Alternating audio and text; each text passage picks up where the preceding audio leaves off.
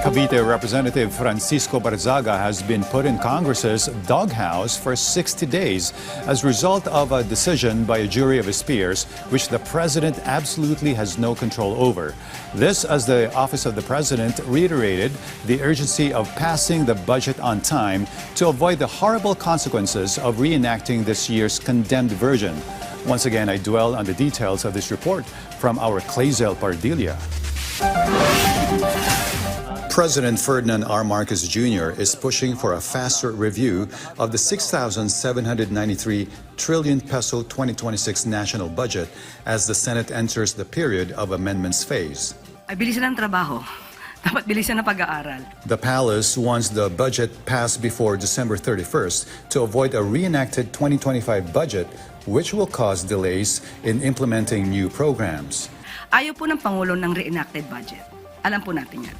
So hanggat maaari, bilis-bilisan natin, although kahit tapos na yung kapos ang panahon, sana po mas mapabilis natin.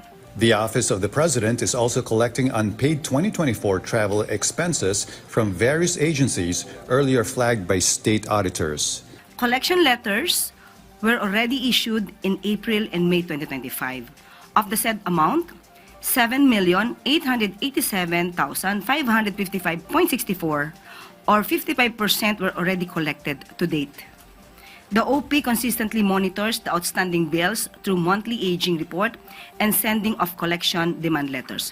Malacanang rejected claims by Representative Kiko Barzaga that the President ordered his 60-day suspension. Yung mga lewd photos na kanyang pinost, hindi naman po kasama ang Pangulo nung ito ay kanyang ginawa. Hindi naman kasama ang Pangulo nung ito'y pinost.